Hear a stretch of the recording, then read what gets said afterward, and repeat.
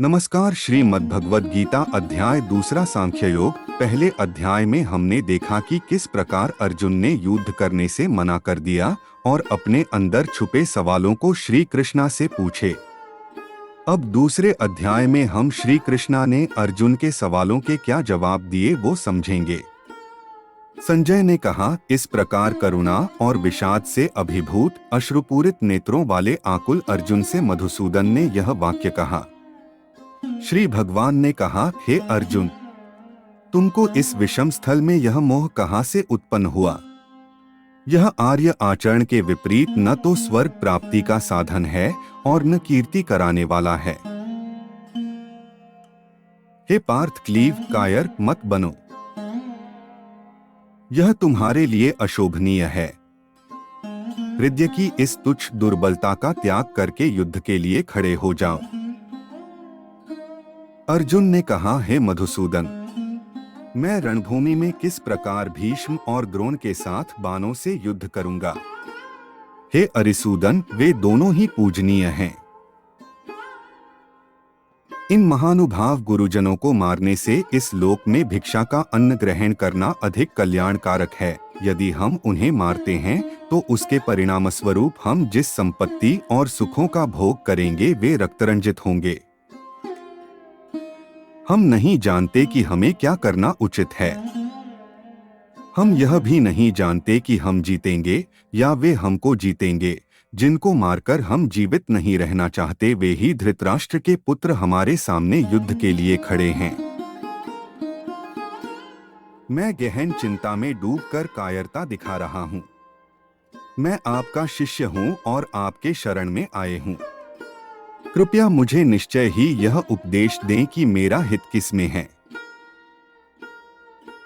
मुझे ऐसा कोई उपाय नहीं सूझता जो मेरी इंद्रियों को सुखाने वाले इस शोक को दूर कर सके। यदि मैं धन संपदा से भरपूर इस पृथ्वी को प्राप्त कर लेता हूँ या देवताओं जैसा प्रभुत्व प्राप्त कर लेता हूँ तब भी मैं इस शोक को दूर करने में समर्थ नहीं हो पाऊंगा।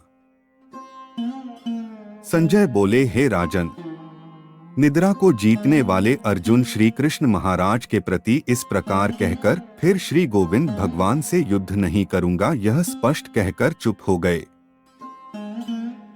हे भारत धृतराष्ट्र, दोनों सेनाओं के बीच में उस शोकमग्न अर्जुन को भगवान ऋषिकेश ने हंसते हुए यह वचन कहे। श्री भगवान ने कहा, जिनके लिए शोक करना उचित नहीं है उनके लिए तुम शोक करते हो और ज्ञानियों के वचनों को कहते हो, परंतु ज्ञानी पुरुष मृत और जीवित दोनों के लिए शोक नहीं करते हैं। ऐसा कोई समय नहीं था कि जब मैं नहीं था या तुम नहीं थे और ये सभी राजा न रहे हों, और ऐसा भी नहीं है कि भविष्य में हम सब नहीं रहेंगे। जैसे इस देह में देही जीवात्मा की कुमार, युवा और वृद्धावस्था होती है, वैसे ही उसको अन्य शरीर की प्राप्ति होती है। उस विषय में धीर पुरुष मोहित नहीं होता। हे कुंती पुत्र, इंद्रिय और उसके विषयों के संपर्क से उत्पन्न सुख तथा दुख का अनुभव क्षण भंगुर है। ये स्थायी न होकर सर्दी तथा गर्मी की ऋतुओं के आने जाने के समान हैं। हे भरतवंशी, मनुष्य को विचलित हुए बिना उनको सहन करना सीखना चाहिए। हे पुरुषों में श्रेष्ठ अर्जुन, जो मनुष्य सुख तथा दुख में विचलित नहीं होता और इन दोनों परिस्थितियों में स्थिर रहता है वह वास्तव में मुक्ति का पात्र है। असत वस्तु का तो अस्तित्व नहीं है और सत का कभी अभाव नहीं है। इस प्रकार इन दोनों का ही तत्व तत्वदर्शी ज्ञानी पुरुषों के द्वारा देखा गया है। जो पूरे शरीर में व्याप्त है उसे ही तुम अविनाशी समझो। उस अनश्वर आत्मा को नष्ट करने में कोई भी समर्थ नहीं है। केवल भौतिक शरीर ही नश्वर है और शरीर में व्याप्त आत्मा अविनाशी, अप्रिमेय तथा शाश्वत है। आथ हे भरतवंशी, युद्ध करो। वह जो यह सोचता है कि आत्मा को मारा जा सकता है या आत्मा मर सकती है वे दोनों ही अज्ञानी हैं। वास्तव में आत्मा न तो मरती है और न ही उसे मारा जा सकता है। आत्मा का न तो कभी जन्म होता है, न ही मृत्यु होती है, और न ही आत्मा किसी काल में जन्म लेती है और न ही कभी मृत्यु को प्राप्त होती है। आत्मा अविनाशी है। शरीर का विनाश होने पर भी इसका विनाश नहीं होता।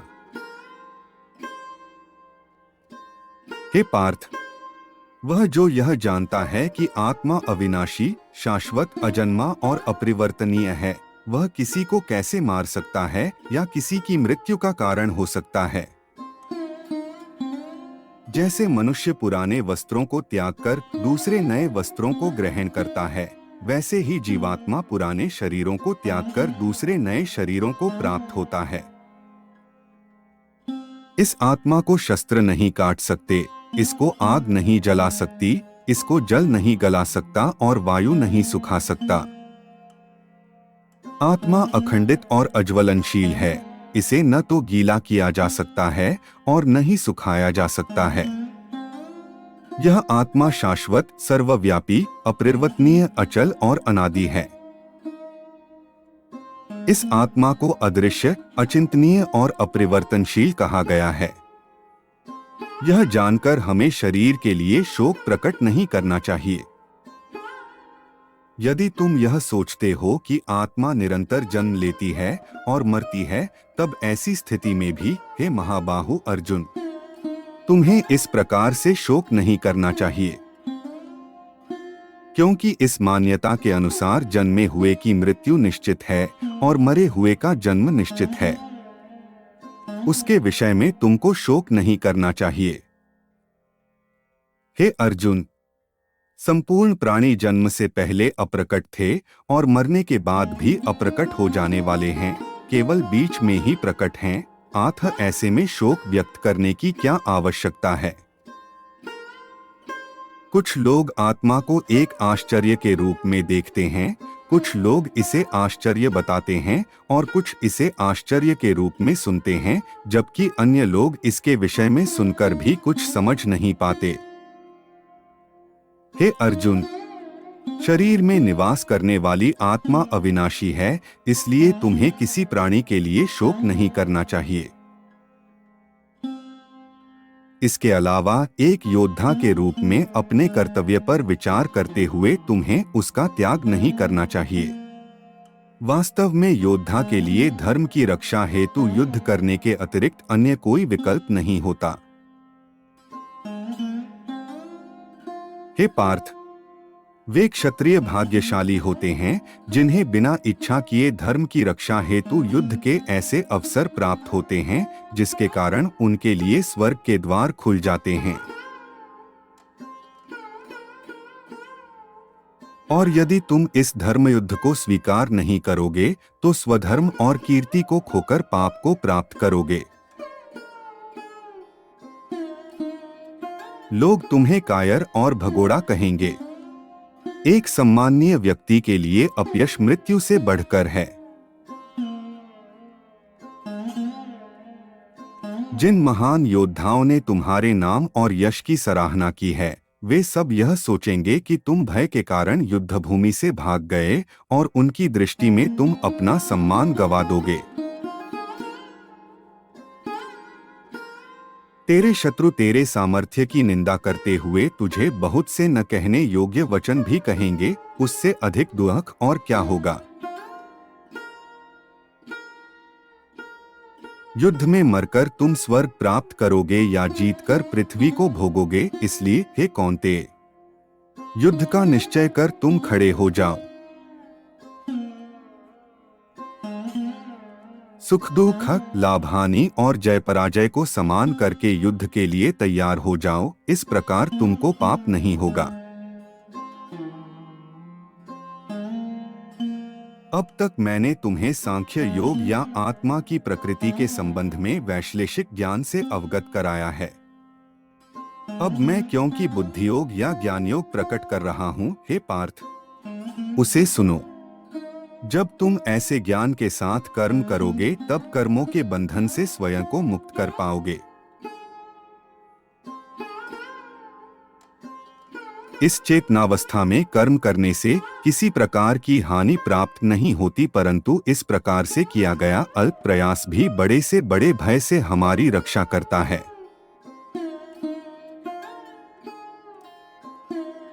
हे कुरुवंशी, जो इस मार्ग का अनुसरण करते हैं उनकी बुद्धि निश्चयात्मक होती है और उनका एकमात्र लक्ष्य होता है, लेकिन जो मनुष्य संकल्पहीन होते हैं उनकी बुद्धि अनेक शाखाओं में विभक्त रहती है।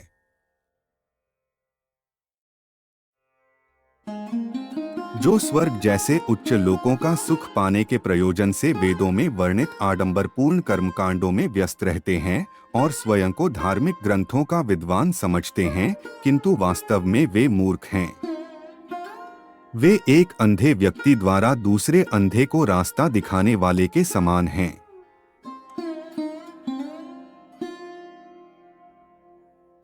जो लोग इंद्रिय भोग तथा भौतिक ऐश्वर्य के प्रति अत्यधिक आसक्त होने से ऐसी वस्तुओं से मोहग्रस्त हो जाते हैं, उनके मनों में भगवान के प्रति भक्ति का दृढ़ निश्चय नहीं होता।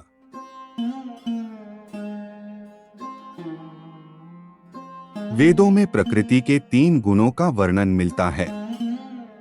तू तीनों गुणों से रहित हो जा, सभी प्रकार के द्वैतों से स्वयं को मुक्त करते हुए भौतिक लाभ हानि और सुरक्षा की चिंता किए बिना आत्मलीन हो जाओ।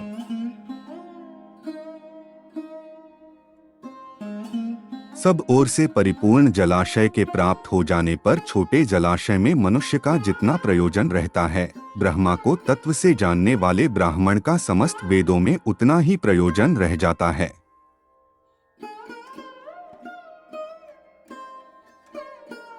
तेरा कर्म करने में ही अधिकार है, उसके फलों में कभी नहीं। इसलिए तू कर्मों के फल हेतु मत हो तथा तेरी कर्म न करने में भी आसक्ति न हो। हे अर्जुन, सफलता और असफलता की आसक्ति को त्याग कर तुम दृढ़ता से अपने कर्तव्य का पालन करो। यही संभाव योग कहलाता है।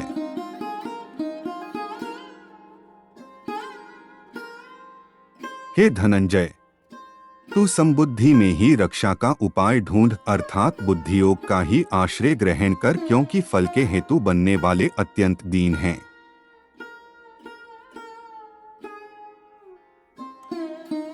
समत्व बुद्धि युक्त पुरुष यहाँ इस जीवन में पुण्य और पाप इन दोनों कर्मों को त्याग देता है। इसलिए तुम योग से युक्त हो जाओ। कर्मों में कुशलता ही योग है।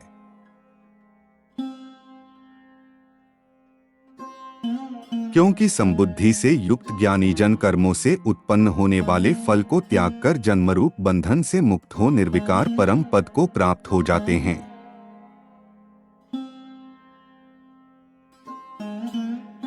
जिस काल में तेरी बुद्धि मोहरूपी दलदल को भली भांति पार कर जाएगी, उस समय तू सुने हुए और सुनने में आने वाले इस लोक और परलोक संबंधी सभी भोगों से वैराग्य को प्राप्त हो जाएगा।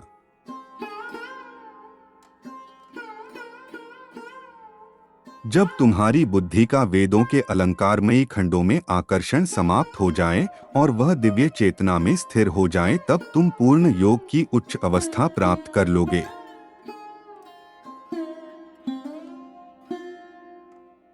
अर्जुन ने कहा है, हे केशव, दिव्य चेतना में लीन मनुष्य के क्या लक्षण हैं? वह सिद्ध पुरुष कैसे बोलता है, कैसे बैठता है और कैसे चलता है?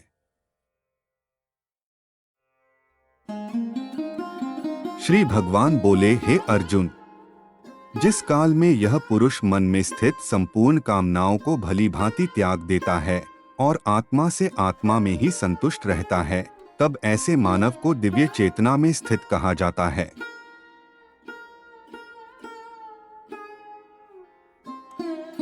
दुखों की प्राप्ति होने पर जिसके मन में उद्वेग नहीं होता, सुखों की प्राप्ति में सर्वथा निःस्पृह है तथा जिसके राग, भय और क्रोध नष्ट हो गए हैं, ऐसा मुनि स्थिर बुद्धि कहा जाता है।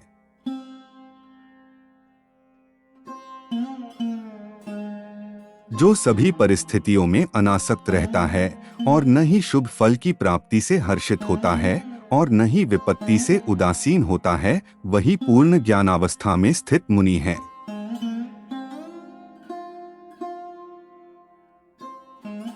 जो मनुष्य अपनी इंद्रियों को उनके विषय भोगों से खींच लेने के लिए उसी प्रकार से योग्य होता है जैसे एक कछुआ अपने अंगों को संकुचित करके उन्हें खोल के भीतर कर लेता है, वह दिव्य ज्ञान में स्थिर हो जाता है।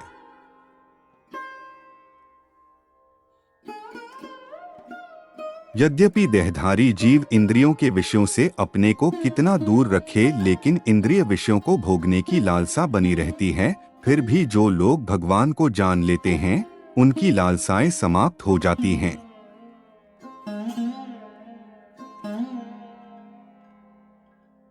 हे कुंती पुत्र, इंद्रियां इतनी प्रबल और अशांत होती है कि वे विवेकशील और आत्मनियंत्रण का अभ्यास करने वाले मनुष्य के मन को भी अपने वश में कर लेती है।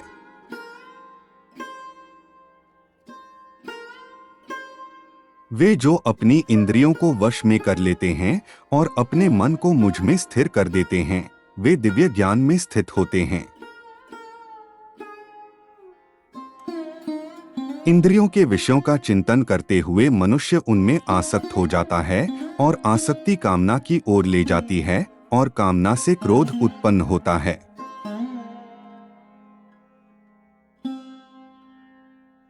क्रोध निर्णय लेने की क्षमता को क्षीण करता है, जिसके कारण स्मृति भ्रम हो जाता है।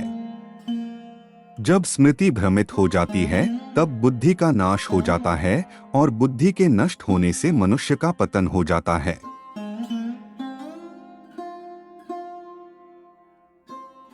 लेकिन जो मन को वश में रखता है, वह इंद्रियों के विषयों का भोग करने पर भी राग और द्वेष से मुक्त रहता है और भगवत कृपा प्राप्त करता है। भगवान की दिव्य कृपा से शांति प्राप्त होती है, जिससे सभी दुखों का अंत हो जाता है और ऐसे शांत मन वाले मनुष्य की बुद्धि दृढ़ता से भगवान में स्थिर हो जाती है।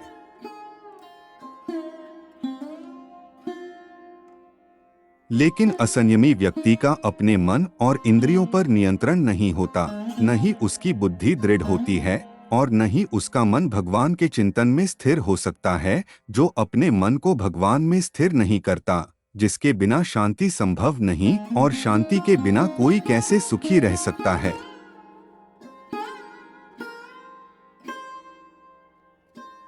जिस प्रकार प्रचंड वायु अपने तीव्र वेग से जल पर तैरती हुई नाव को दूर तक बहाकर ले जाती है, उसी प्रकार से अनियंत्रित इंद्रियों में से कोई एक जिसमें मन अधिक लिप्त रहता है, बुद्धि का विनाश कर देती है।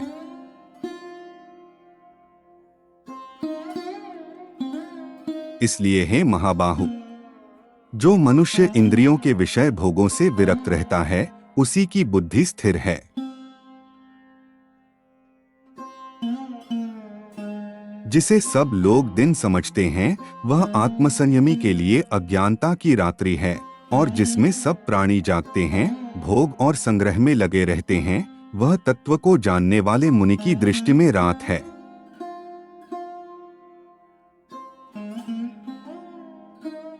जैसे नाना नदियों के जल सब ओर से परिपूर्ण अचल प्रतिष्ठा वाले समुद्र में उसको विचलित न करते हुए ही समा जाते हैं, वैसे ही सब भोग जिस स्थितप्रज्ञ पुरुष में किसी प्रकार का विकार उत्पन्न किए बिना ही समा जाते हैं, वही पुरुष परम शांति को प्राप्त होता है, भोगों को चाहने वाला नहीं।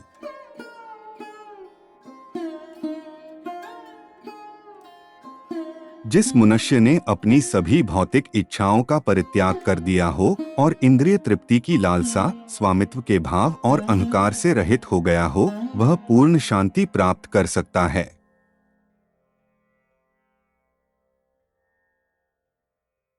हे पार्थ, ऐसी अवस्था में रहने वाली प्रबुद्ध आत्मा जब ब्रह्म ज्ञान प्राप्त कर लेती है, वह फिर कभी भ्रमित नहीं होती। तब मृत्यु के समय भी इस दिव्य चेतना में स्थित सिद्ध पुरुष जन्म और मृत्यु के बंधन से मुक्त हो जाता है और भगवान के परम धाम में प्रवेश करता है।